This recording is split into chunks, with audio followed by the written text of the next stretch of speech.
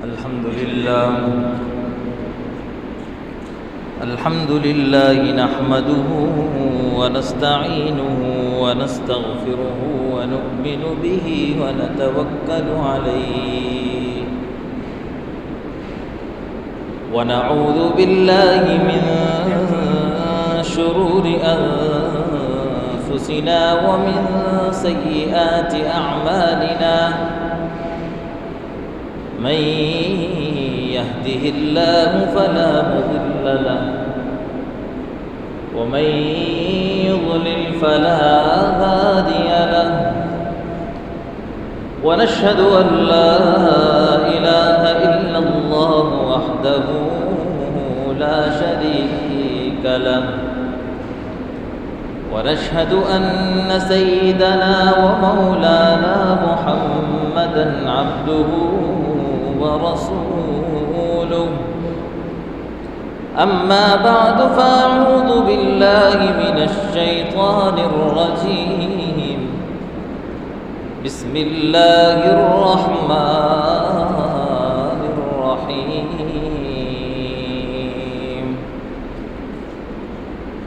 ولا تقف ما ليس لك به علم إن السمع والبصر والفؤاد كل أولئك كان عنه مسؤولا وقال الله تبارك وتعالى في مقام آخر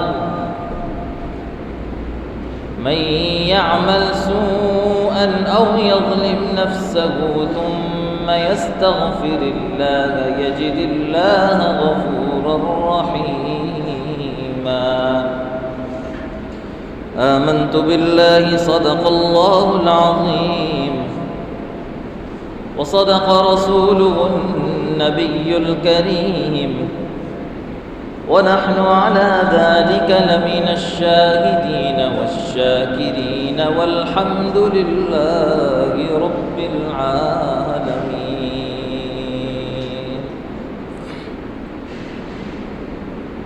میرے محترم بھائی اور دوستو، اللہ جل شانہ نے انسان کو جس مقصد کے لیے پیدا کیا ہے وہ اللہ کی بندگی ہے، وہ اللہ کی عبادت ہے۔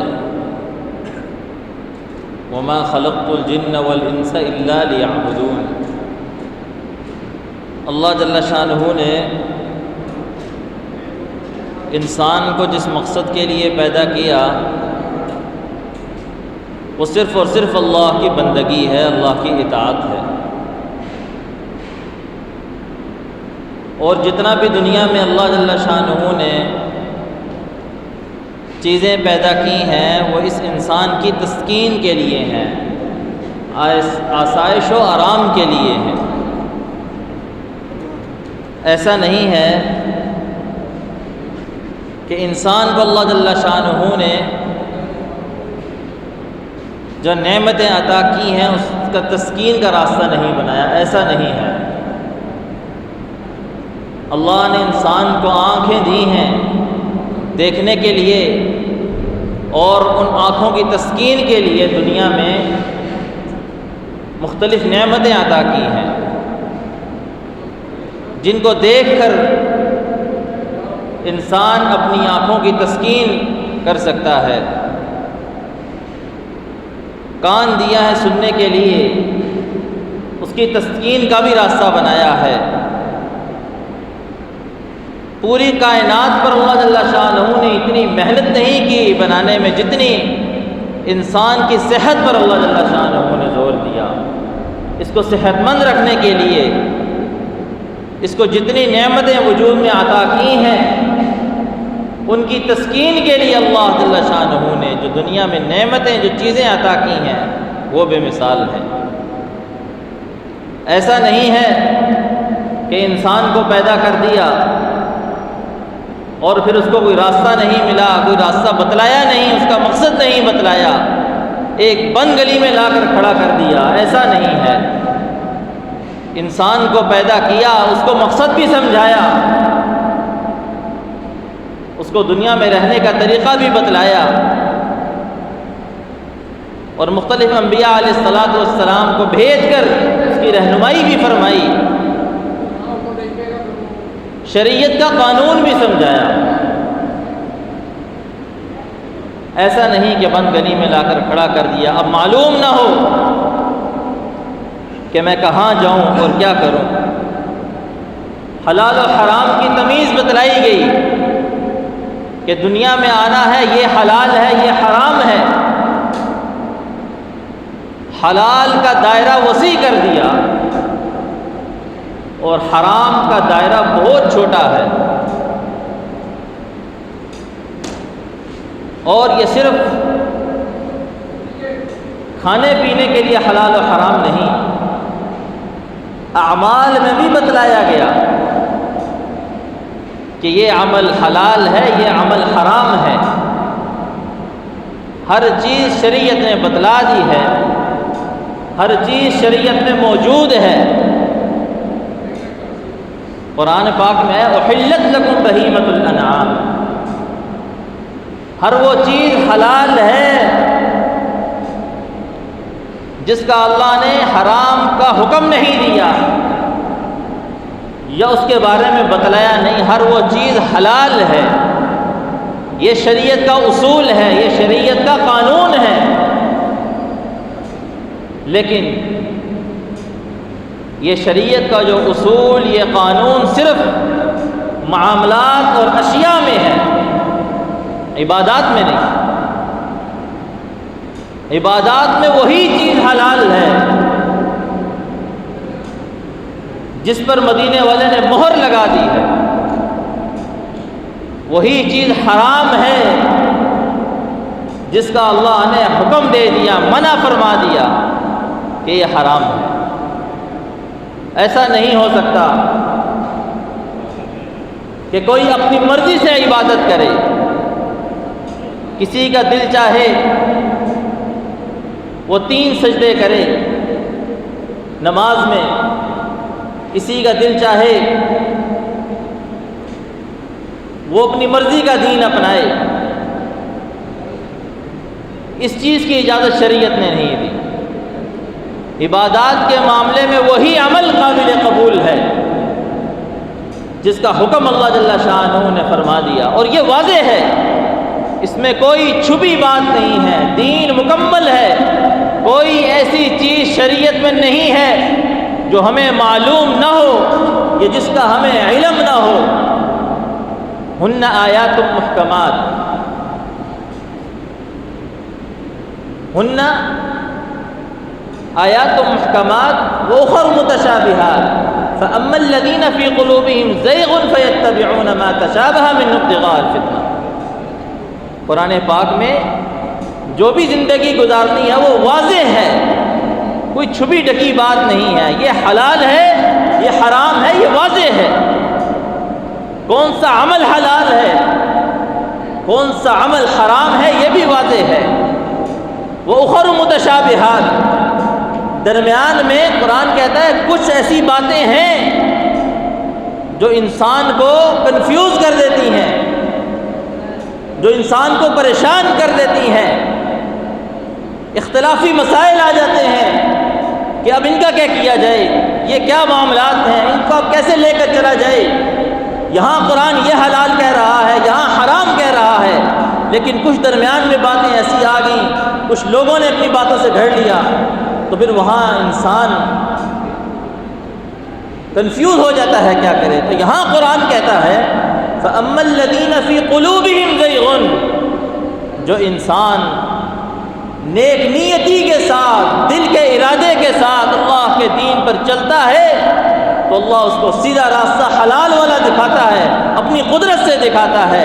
اور فی قلوبہم زیغ، جن کے دلوں میں ذرہ بھر بھی ٹیڑھ ہے یا کوئی ایسی چیز ہے، کوئی بدگمانی ہے، کوئی شک و شبہ ہے، قرآن کریم کے کوئی بات میں شک و شبہ ہے، تو پھر اللہ متشابہات کی طرف اس کا ذہن وہاں پھنس جاتا ہے، اور پھر آخر کار یہ ہوتا ہے وہ حرام کو قبول کر لیتا ہے۔ اسی لیے ہمیں چاہیے کہ دین کے معاملات میں ہم واضح طور پر قرآن پر عمل کریں، حدیث پر عمل کریں، جو بات معلوم نہ ہو وہ نہ کی جائے۔ وَلَا تَقْفُ مَا لَيْسَ لَكَ بِهِ عِلْمٌ، جو بات آپ کو معلوم نہیں وہ نہ کی جائے۔ دنیا میں کوئی شخص ایسا نہیں جس کو ہر بات کا علم ہو۔ انسان ہونے کے ناطے یہ ہو سکتا ہے کسی بات کا علم ہو، کسی بات کا علم نہ ہو، اور یہ بات سمجھنا یہ جہالت ہے کہ کسی عالم کو، کسی مفتی کو، کسی کو ہر بات کا علم ہوگا، کیونکہ بعض وقت ایسا ہوتا ہے کوئی مسئلہ ذہن میں ہوتا ہے، نہیں ہوتا، لیکن دنیا میں افسوس کے ساتھ ایسے بہت کم لوگ ہیں یا عالم ہیں یا علم رکھنے والے بہت کم ہیں جن سے کوئی بات پوچھی جائے اور وہ کہیں ہمیں علم نہیں۔ کہیں نہ کہیں مسئلے کو بیان کر دیتے ہیں، علم ہو نہ ہو، صرف اس ڈر کی وجہ سے کہ کوئی یہ نہ کہہ دے کہ یہ کیسا، لوگ کیا کہیں گے۔ تو قرآن میں بڑا واضح ہے، وَلَا تَقْفُ مَا لَيْسَ لَكَ بِهِ عِلْمٌ، جس چیز کا علم نہیں اس کو بیان نہ کیا جائے۔ پیارے آقا علیہ الصلوۃ والسلام کے وصال کے بعد سب سے افضل جو ہستی وہ سیدنا ابو بکر صدیق رضی اللہ تعالی عنہ کی ہے، اور بہت ساری چیزیں ایسی ہیں، فضائل ایسی ہیں جو حضرت ابو بکر صدیق کو حاصل نہیں ہے، حضرت عمر رضی اللہ تعالیٰ عنہ کو حاصل ہے۔ جیسے پیارے آقا علیہ الصلوۃ والسلام کا فرمان ہے، میرے بعد اگر کوئی نبی ہوتا تو وہ حضرت عمر رضی اللہ تعالیٰ عنہ ہوتے۔ کتنی بڑی فضیلت کی بات ہے، لیکن جب حضرت عمر رضی اللہ تعالیٰ عنہ پیارے آقا علیہ الصلوۃ والسلام کا وصال ہوا، حضرت عمر رضی اللہ عنہ تلوار لے کر کھڑے ہو گئے اور فرمایا خبردار کوئی یہ بات کہے کہ پیارے آقا علیہ الصلوۃ والسلام وفات پا گئے ہیں یا چلے گئے ہیں دنیا سے، خبردار کسی نے یہ بات کہی۔ اب حضرت عمر رضی اللہ تعالیٰ عنہ کا جلال، ان کا رعب، ان کے سامنے کون بات کر سکتا تھا؟ حضرت ابوبکر صدیق رضی اللہ تعالیٰ عنہ تشریف لائے اور قرآن کی آیت سنائی اور فرمایا کہ قرآن میں ہے وما محمد الا رسول قد خلت من قبلہ الرسل، کہ اللہ کی طرف سے نبی رسول بھیجے گئے ہیں۔ صرف پیارے آقا علیہ الصلوۃ والسلام نہیں بھیجے گئے، اور بھی رسول آئے تھے۔ قد خلت من قبلہ الرسل، جو رسول بھیجتا ہے وہ تو اپنے پاس واپس بھی بلا لیتا ہے۔ وامہ صدیقہ وما محمد الا رسول قد خلت من قبلہ الرسل، نبی صلی اللہ علیہ وسلم اللہ کی طرف سے بھیجے گئے ہیں، اور جو بھیجتا ہے وہ واپس بھی بلاتا ہے، تو اللہ جل شانہ نے واپس بلا لیا ہے۔ تو یہ آیت معلوم ہوتے ساتھ ہی حضرت عمر رضی اللہ تعالیٰ عنہ نے تلوار کو نیچے رکھ دیا۔ اب یہاں سے معلوم ہوتا ہے کہ پیارے آقا علیہ الصلوۃ والسلام دنیا سے رحلت فرما گئے، قرآن کب کا نازل ہوا ہے؟ کیا یہ حضرت عمر رضی اللہ عنہ کو اس آیت کا پتہ نہیں تھا؟ بعض خبر ایسی ہوتی ہے ان کو کیا معلوم کہ یہ آیت اس بات کی طرف بھی استدلال کرے گی۔ تو یہ ضروری نہیں کہ ہر شخص کو ہر چیز کا علم ہو، یہ ضروری نہیں۔ انسان ہونے کے ناطے بہت ساری باتیں ایسی ہیں جو ہمارے علم میں ہے ہی نہیں، اس لیے قرآن نے کہا وَلَا تَقْفُ مَا لَيْسَ لَكَ بِهِ عِلْمٌ إِنَّ السَّمْعَ وَالْبَصَرَ وَالْفُؤَادَ كُلُّ أُولَٰئِكَ كَانَ عَنْهُ مَسْئُولًا، تمہارا دیکھنا، تمہارا سننا، تمہاری بات کرنا، سب کے بارے میں قیامت کے دن سوال ہوگا۔ قیامت کا دن ہے، ہر چیز کے بارے میں سوال و جواب ہوگا۔ تو بات کرنے کا مقصد یہ ہے کہ یہ زندگی کیوں نہ ہم اللہ کو راضی کرنے میں صرف کر دیں، کیوں نہ یہ اللہ کی عطا کردہ نعمت یہ زندگی ہم اپنی پوری دنیا میں صرف کریں، اس سے کئی گنا زیادہ بہتر ہے کہ ہم اللہ کو راضی کرنے میں یہ زندگی لگا دیں۔ علماء کہتے ہیں کہ یہ جو دنیا ہے یہ کام کی جگہ ہے، قبر آرام کی جگہ ہے، اور آخرت انعام کی جگہ ہے۔ یہ تین باتیں علماء نے فرمائی ہیں۔ دنیا میں اللہ کی عبادت کر کر، اللہ کو راضی کر کر قبر میں آرام کریں، اور پھر آخرت میں اس کا اجر پائیں۔ دنیا تو انعام کی جگہ نہیں ہے، دنیا تو کام کی جگہ ہے۔ دنیا میں آزمائشیں ہیں، مشکلات ہیں، چند باتوں کی وجہ سے، چند لوگوں کی وجہ سے اگر ہم اپنی آخرت کا سودا کر لیں، آخرت تباہ کر لیں، اور بات کیا ہوتی ہے؟ عام جملہ مشہور ہے، لوگ کیا کہیں گے۔ ہمیں یہ خیال نہیں آتا کہ یہ فرشتے جو لکھنے والے ہیں، کرامن کاتبین یعلمون ما تفعلون، یہ کیا لکھ کے اللہ کو پیش کریں گے، اس کا خیال نہیں ہے۔ لوگ کیا کہیں گے، لوگوں نے کیا کہنا ہے۔ لوگ تو جب آپ مر جائیں گے انا للہ و انا الیہ راجعون کر کر بھول جائیں گے۔ یہ دنیا کا نظام ہے، ایک نہ ایک دن بلا دیا جاتا ہے۔ اسی لیے زندگی کو ایسے گزاریں کہ جیسے صحابہ اکرام رضی اللہ تعالی عنہ ہمیں بتلا کر گئے ہیں، کر گئے ہیں۔ پیارے آقا علیہ الصلوۃ والسلام نے جو تعلیمات دی ہیں ویسے ہم دنیا کی زندگی کو گزاریں، سب کو چھوڑ کر، سب باتوں کو چھوڑ کر ہم آنکھیں بند کر کر اپنا محاسبہ کریں زندگی کا۔ ہم سوچیں کہ ہم دنیا میں کس مقصد کے لیے آئے ہیں، اس مقصد کو اچیو کریں۔ دنیا میں رہنا بھی ہے، سونا بھی ہے، اٹھنا بھی ہے، کھانا، یہ دنیا کے معاملات ہیں، یہ کرنے ہیں، لیکن اللہ کو راضی کر کر کرنے ہیں، ناراض کر کر نہیں کرنے۔ اگر سونے کھانے پینے کے لیے ہی آئے تھے تو انسان اور جانور میں کیا فرق ہے؟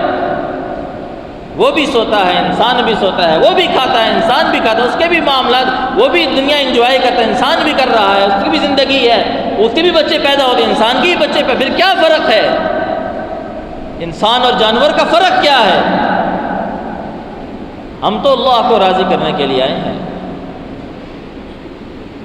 یہ زندگی ہے، ایک نہ ایک دن ختم ہو جانی ہے، اس لیے ہمیں ضرور دن میں ایک مرتبہ اپنی زندگی کا محاسبہ کرنا چاہیے کہ ہم جتنے بھی معاملات زندگی کے گزار رہے ہیں، جتنے بھی کام زندگی میں جو ضروریات زندگی ہے وہ تو لازمی کرنے ہیں، یہ نہیں ہو سکتا کہ وہ نہ کیے جائیں، لیکن اس میں رہ کر کیسے عمل کیا جائے، کیسے اپنی جو زندگی ہے کمانے والی کیسے وہ اسلامی تعلیم کے مطابق ہو، کس طرح اس میں سے نماز کا وقت نکالا جائے، کس طرح اپنے گھر میں تعلیم دی جائے دین کی، یہ سارے معاملات، سارے دن کا جو شیڈول ہے یہ طے کرنا پڑے گا، اور پھر انہی معاملات میں اللہ کو راضی کرنا ہے۔ اللہ کو راضی کرنے کے لیے یہ نہیں کہ دنیا کے سارے معاملات چھوڑ کر مسجد میں چادر بچھا کر بیٹھ جائیں، یہ بھی نہیں فرمایا۔ سارے معاملات دنیا کے کریں، لیکن اس طریقے سے کریں جیسے پیارے آقا علیہ الصلوۃ والسلام بتلا کر کے، اور فکر مندی کریں، سوچیں کہ ہم جو کام کر رہے ہیں آیا اس میں اسلام کا کیا طریقہ ہے، تو پھر آپ کے لیے اللہ کو راضی کرنا انتہائی آسان ہے۔ دنیا بھی چلے گی اور آخرت کے معاملات بھی چلیں گے۔ ہم ذرا سی بات پر دنیا میں جھگڑوں میں پڑ جاتے ہیں، چھوٹی چھوٹی بات پر کسی کی بات برداشت نہیں کرتے، کوئی ہمارے بڑوں کو برا کہے، برداشت کا مادہ ختم ہو گیا۔ امام زین العابدین رحمۃ اللہ علیہ تعالیٰ کا واقعہ ہے، امام زین العابدین حضرت حسین کے بیٹے جو اصلی اور نسلی سید ہیں، جن کے خون میں اولاد محمد کا خون دوڑ رہا ہے، اولاد علی سے ہیں، ان کی زندگی کا واقعہ۔ وہ راہ چلتے ہوئے کسی نے ان کو برا بلا کہہ دیا، کیا ان کے معتقدین تھوڑے تھے؟ جواب دینے والے تھوڑے تھے؟ کیا ان کے پاس جواب نہیں تھا؟ انہوں نے ایک ایسا جملہ کہا، جب ان کو برا بلا کہا گیا انہوں نے اس شخص سے کہا، رک میری بات سن، تو نے مجھے برا بلا تو کہا، اگر تو میں پل صراط پار کر گیا تو تیری اس بات کا مجھے کوئی فرق نہیں پڑنے والا، اور اگر میں پل صراط پار نہ کر سکا قیامت کے دن تو پھر تو نے جتنا برا بھلا کہا اس سے زیادہ مجھے کہ میں اسی لائق ہوں۔ یہ وہ لوگ ہیں جن سے اللہ راضی ہے، جن کو جنت کی خوشخبریاں ہیں۔ وجہ کیا ہے؟ یہ لوگ ایسی بات کیوں کی کرتے تھے کہ انہوں نے جو آخرت کی زندگی ہے اس کو دنیا پر ترجیح دی ہوئی ہے، آخرت کو ہمیشہ کی زندگی سمجھا ہوا ہے، دنیا کو کچھ بھی نہیں سمجھا ہوا۔ اور آج ہم ہیں کہ دنیا کی زندگی کو آخرت پر ترجیح دی ہوئی ہے۔ سلمان بن عبدالعزیز وقت کا بادشاہ گزرا ہے، اس کا ایک واقعہ ہے۔ اس کے پاس ایک سوال، اس کے ذہن میں ایک سوال تھا۔ اس نے سارے درباری جتنے بھی اپنے ملا تھے ساروں سے پوچھا وہ سوال، جتنے بھی اس وقت کے عالم تھے ان سب سے سوال پوچھا، لیکن کوئی مطمئن جواب اس کو نہ آیا، کوئی ایسا جواب اس کو نہیں ملا کہ اس کو سکون حاصل ہوتا کہ یار جواب مل گیا ہے۔ کسی نے اس کو مشورہ دیا کہ آپ ویسے بھی مدینہ جا رہے ہیں، وہاں ایک تابعی ہیں، صحابہ اکرام رضوان اللہ تعالی اجمعین کے شاگرد ہیں، ایک تابعی امام حازم رحمۃ اللہ تعالی علیہ، ان کے سامنے یہ سوال رکھیں اور آپ کو مطمئن اطمینان والا جواب ملے گا۔ وہ سفر کر کر گئے، وقت کے بادشاہ امام سب کے سامنے پیش ہوئے اور اپنا سوال سامنے رکھا، اور سوال یہ تھا کہ ہم مسلمان ہیں اور ہمیں پتہ ہے آخرت ہمیشہ کی زندگی ہے، یہ دنیا فانی ہے، ہمیں معلوم ہے کہ دنیا ایک دن ختم ہو جانی ہے، آخرت میں ہمیشہ رہی، ہمارا ایمان ہے، ہم مسلمان ہیں، لیکن اس کے باوجود، معلوم ہونے کے باوجود کہ دنیا ختم ہو جائے گی، یہ خواب ہے، یہ حقیقت نہیں ہے، یہ لہو و لعب ہے، لیکن اس کے باوجود ہمارے ذہن میں دنیا کی محبت ہی کیوں ہے، دنیا کی کامیابیاں ہی کیوں ہیں، دنیا کو حاصل کرنے کا ہی کیوں جڑا رہتا ہے ہمارے دل میں، دنیا کی طرف کیوں اتنا دل مائل ہے، ہمیں یقین کیوں نہیں؟ پھر بھی یقین ہونے کے باوجود امام صاحب نے بڑا بہترین جواب دیا۔ انہوں نے کہا کہ وجہ یہ ہے کہ ایک مثال میں آپ کو دیتا ہوں یا آپ سے سوال کرتا ہوں کہ آپ کا ایک گھر جنگل میں ہے اور ایک گھر شہر میں ہے، شہر والے گھر کو آپ نے آراستہ کیا، ہر سہولت سے ہر چیز اس میں میسر کی، لیکن وہ جنگل والے گھر میں کوئی چیز آپ نے، وہ اسی طرح بیابان ہے، اس میں جھاڑو بھی نہیں ہے، گندگی کا ڈھیر بنایا ہوا ہے، لیکن وہ بھی آپ کا گھر ہے، وہ بھی آپ کی ملکیت ہے۔ یہ دنیا کا جو شہر والا گھر ہے یہ بھی آپ کی ملکیت ہے، دونوں آپ کی ملکیت ہیں، لیکن آپ جب سفر سے واپس آئیں گے آپ رہنا کہاں، رہیں گے کہاں، آپ کو کہاں دل کرے کہ اس گھر میں رہنے کو؟ اس نے کہا یہ ظاہری بات ہے شہر والا گھر ہوگا۔ کہا وہاں کیوں نہیں رہیں گا؟ وہاں کون رہے؟ وہاں تو جنگل ہے، بیابان ہے، وہاں کون رہے گا؟ میں تو یہاں رہوں گا جہاں ہر سہولت میسر ہے۔